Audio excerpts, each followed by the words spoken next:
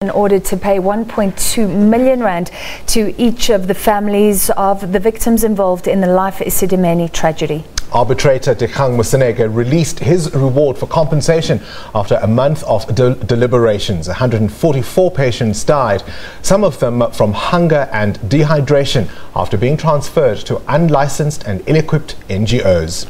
The families have welcomed what they call the first phase of redress.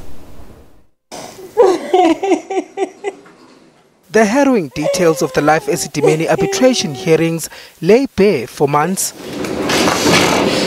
And now, a little consolation for their pain and grief.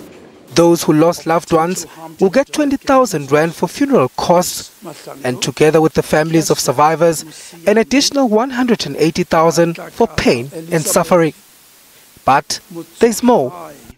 The government is ordered to pay 1 million rand to each of the claimants listed in Annexures A, B and C as appropriate relief and compensation for the government's unjustifiable and reckless breaches.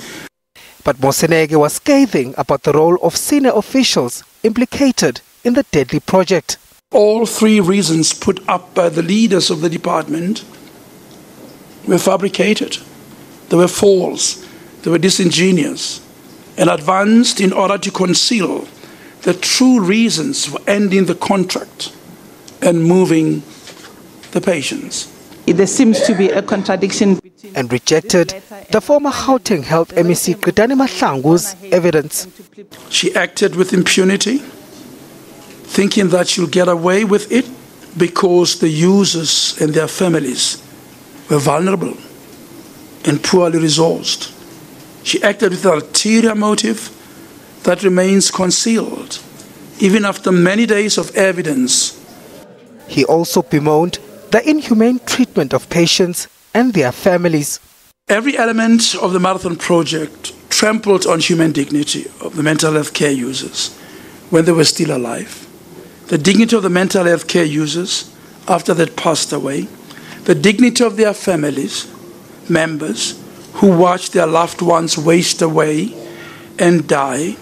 And the provincial government will have to dig deep in its pockets. We will go back to our budget processes. We will have to honor this. There's no question about it. Call comfort for the bereaved families.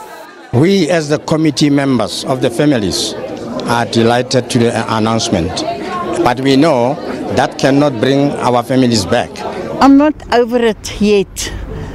I still feel sad about it. If I talk about him, I feel sad because I got a photo of him that I see every day. Government has been ordered to pay the full compensation within 3 months. It's the end of at least one chapter for these families who have endured untold pain and suffering. But the road to closure remains long. There are hopes now on law enforcement agencies to expedite their investigations and put those responsible behind bars. SABC News in Parktown, Johannesburg.